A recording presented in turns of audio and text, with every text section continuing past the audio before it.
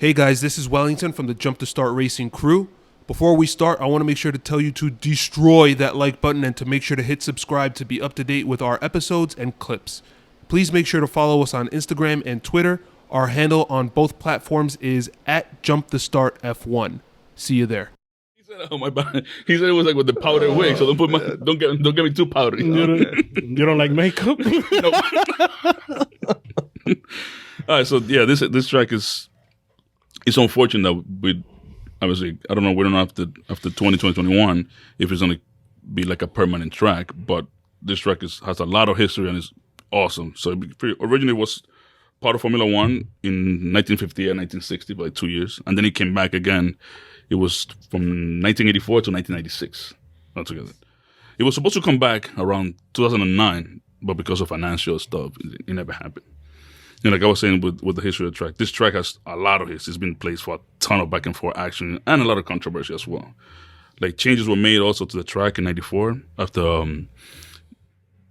Ayrton Senna's tragic death in Imola, where they changed one of the curves just for safety measures because this track was known for being super unsafe and outdated at that time as well. Then we got events like Senna squishing Prost to also be later on overtaken by Senna so Senna, showing nurse's steel because it was super tight. Close. Yeah. Also, Nigel Mansell one time he got black flagged and then he collided with Senna. Also, it's a bunch of history, really stuff that is very intriguing to watch and go back and This watch. is back in Estoril when it was... Yes, Yeah. exactly. It was because we was going by the country, Portugal, right. so we are not even The winners here is tied 3 apiece. Alain Prost has 3 wins, even though he's the one to win the most podiums. And Nigel Mansell has 3 as well. Constructors, Ferrari has 7, followed by Williams has 6. Wow.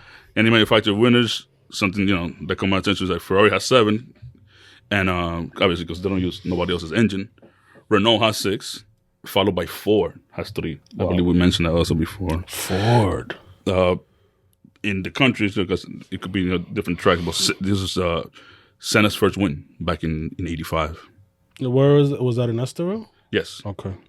And last year, pole position was Hamilton. Fastest lap was also Hamilton with like 118.75. Last year's podium was Hamilton, Bottas, and Verstappen. It was Hamilton, not Valtteri Bottas?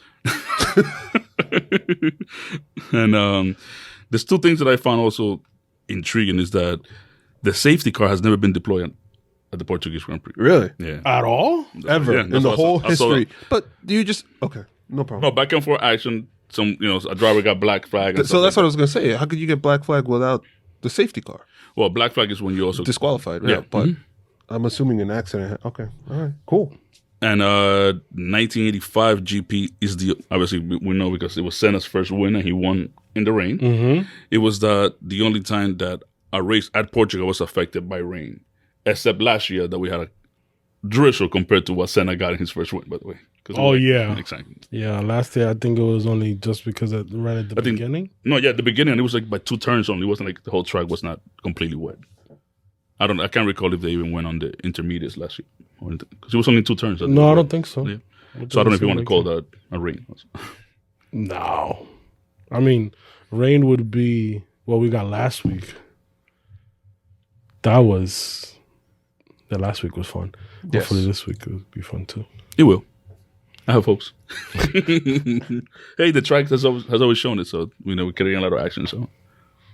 So this is another track. I'm going to bring up the track map on the screen here for everybody. This is another. It's such a weird looking track, but it's another track that's doggy. Yeah, it looks like a little pup. Hey, over. Where it's as you guys can see, there's no 90s. They're all kind of rounded edges where people should be able to maintain speed. It's a fast, flowy track. Looks like a better version of Barcelona. I think we mentioned that last year. Yeah, it does. Yeah, the racing action last year, as Ruben mentioned, was pretty good. We had some issues with the tires. I remember that the people that were on the soft tires were much better off than those that were on mediums. I believe that at one point Sainz took the lead. Yes. In the race, if I'm not mistaken. I don't know. It's And I think this guy at the first lap, he also killed it. I think he. that's right. This is one where he made all those places in the first lap. That's right. Even in his Alfa Romeo. Yes. So let's. What do you guys think as far as predictions, qualifying wise? We're gonna go with Yhancy. What do you think first? I say Max gets another one. Yeah. Follow. Yeah, Another Max pole gets position? another. Well, you talking about qualifying or Qualifying. the race? Qualifying. Okay, no, yeah, Max, Hamilton.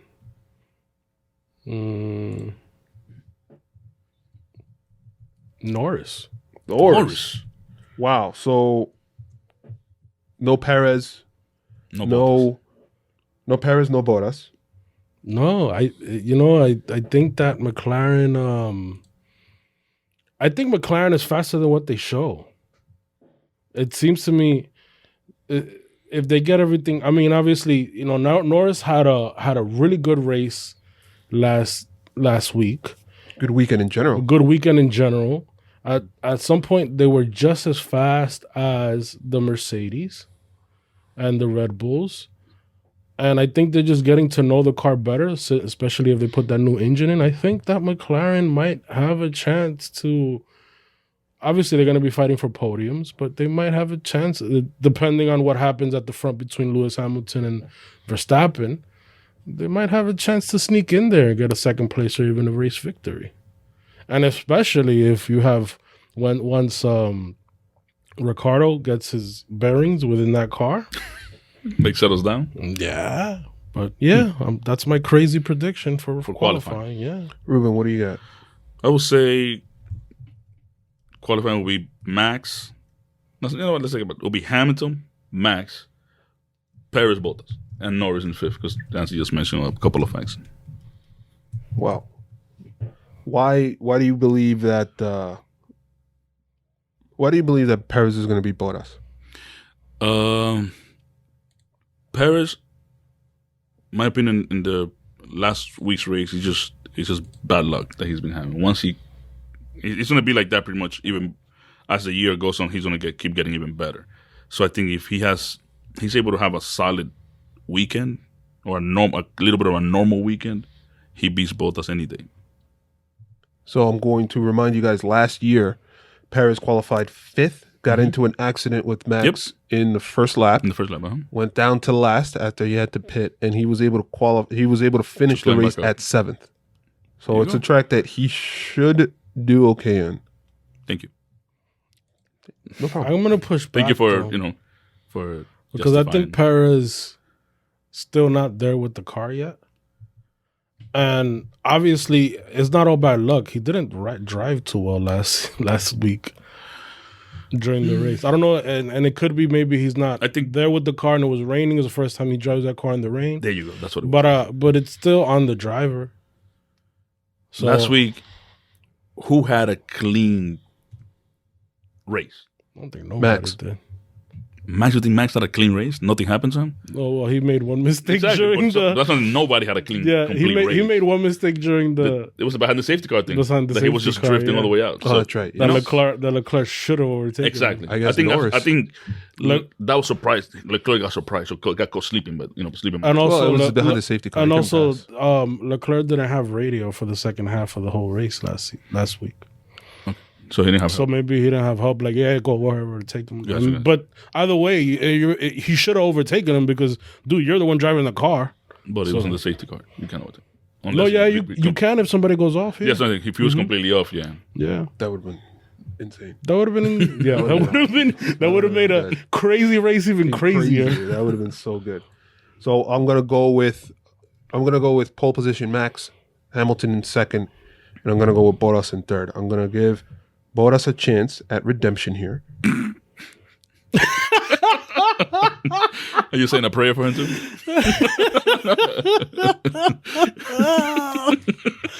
He looked up like, should I? I'm looking at God like, God, should I? Why is it that protect us? What makes you think Bottas is gonna bounce back? He has to. Because he has to. Because I'm going to say it this way. There is now a spotlight on both Bottas and Russell. And I think that the expectations for Russell aren't going to be there. But the expectations for Bottas, the pressure is on. You were part of a collision that sincerely and dearly cost the Mercedes team. You now need to start proving it. You couldn't make the reason that and this is something we talked about last week, the reason that he was part of that collision is that he did not advance the car to where it needed to be from the qualifying. He fell backward, actually. So he couldn't move up at all. He could not move up at all. I think that's why the collision happened, because he was in a place that he was not supposed to be. So he needs to figure out a way to eat his porridge and be able to get to a point where he is way far and performing the way that he needs to be. He needs to get on OnlyFans and feel the love from his fans, so he'll get some confidence and go back. But how sad is it that I think he's going to bounce back. He's going to have a performance, et cetera, qualifying third. Dude, you're racing a Williams. That was like, I mean, right. Poor Russell. Yeah, exactly. You shouldn't be there, and now it's just not him versus Hamilton. Yeah, it's him versus Hamilton, Perez, Verstappen, sometimes Norris. And again, when Ricciardo, like it's a 6-horse. It's a 6. You have at least 3 other cars that you have to fight. At best, 6 other cars. So, and if you fall behind in the race, you're falling behind. You're fighting Ferraris and McLarens in a car that's not very good at overtaking. So I don't think you need. So I was going to say that I don't think you need to fall behind for Leclerc to be up in his grill, or not in his grill, but up his, I guess, the rear wing. He's going to be there. Yeah, you're right. That's why qualifying is so important. I just thought about what? I was like, can you imagine that Bottas will be part of the midfield because he can't get ahead in a Mercedes. But that's the Alexander Bottas Albon. I tell you what, that incident last week with him and Russell. Obviously, Russell, the way he handled it was wrong, in my opinion. The hothead, that little area where he was just still. But he wasn't wrong. Like, why are you fighting a Williams? Why are you even back there? And it just goes to show, and it's something that we've mentioned this on this podcast a million times. If Bottas falls behind, he ain't overtaking anybody. It's just he doesn't have that kind of driving style. And we can't say it's the car. And now, when he falls back, he comes back up. And now you put it in, because you could say the car was not meant to follow; it was meant to lead. Yeah, and Hamilton shows different too. And I heard people using the excuse, it was the first half of the race, it was raining, the conditions were trickier. Fine, but you still got to show the results, and for you to be fighting a Williams, you need to. Yeah, man. You could say that it was, it was the first part of the race, whatever, it was raining. But that's the part of the weekend where the driver needs to excel in. I think that everything else is computer generated. If Bottas is in that seat next year, he won't be. Well, if he is, the only reason is to keep team harmony with Hamilton, because I don't see them putting Russell next to Hamilton, especially after what happened last week. That's going to be like a Nico Rosberg situation. That would be awesome. Yep. It would be awesome for us. Awesome. Yes. See another team win. What? All right. So predictions for the race itself. Where are we going? But did you say your predictions? Yeah. I said Max, Ham, Bottas. Gotcha. So then I'm going to go 4-5, right? Perez, 4. 5 Leclerc, right? I was looking at you, he's going to say Charles. Yeah. So here's the deal, right? I feel like Norris. Your boy got mentioned here. Wait. We're gonna save that for a special occasion. Oh, okay. I'm sorry. So Norris race did not. Review. Yeah, he did not put a foot wrong, but I think that the Ferrari is much improved. We see Leclerc at the front there, challenging even for second place at one point in the last race. I don't know. I have a lot of confidence I feel so dirty saying this. I have a lot of confidence in Charles Leclerc and the current Ferrari program to continue their improvement. That warms my heart. No, that is a nice thing. But the results are there. You know, at the end of the day, it's results driven. Yep. And, you know, Leclerc has shown that he is a top driver. And he hasn't had a bad weekend all year. And the start was awesome for him too. And he puts that car where it shouldn't be. And that's a sign of a good driver. It's what Max does. It's what Hamilton does. It's what a lot of the top drivers do. So. Okay, race predictions. Yhancy, I'm going to lead off with you again. What do you think as the podium? I say Max keeps. P1. I don't see Hamilton making another mistake, so P2 Hamilton. Even though Norris will qualify third. In your opinion? In my opinion. I think he'll fall back.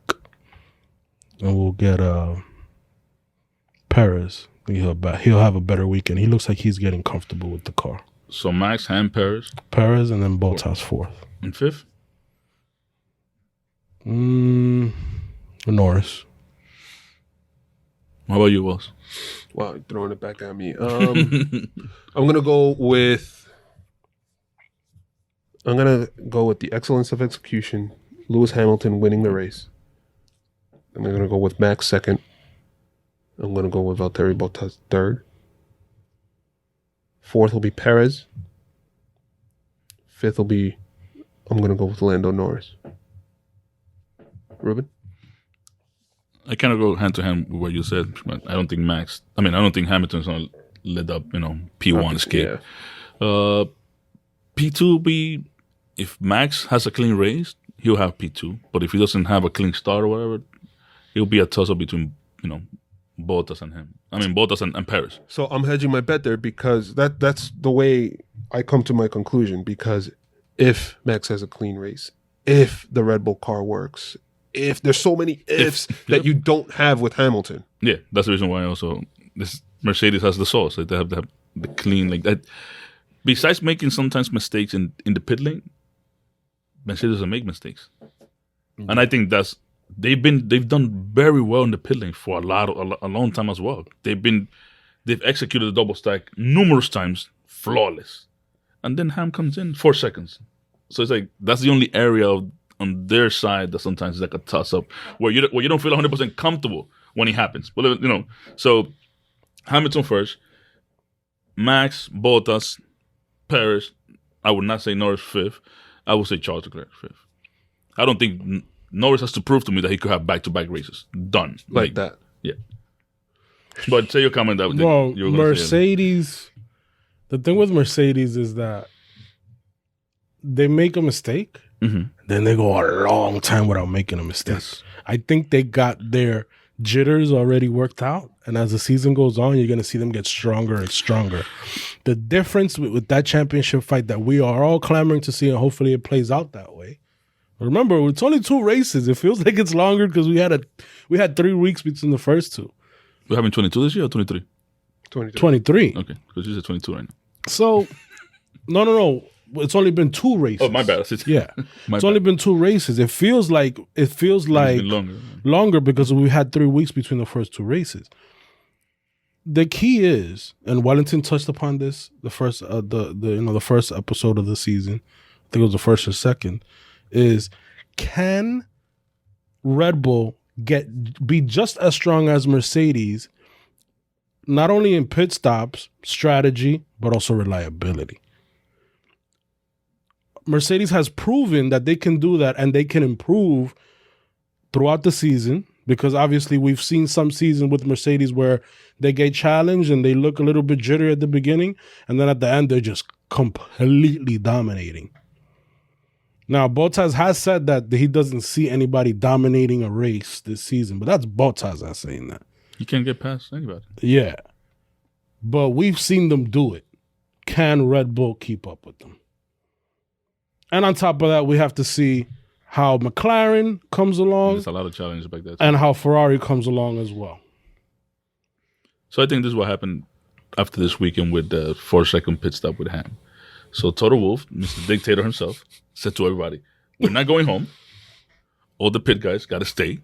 And we're going to do, 3 hours of drilling of just pit stops.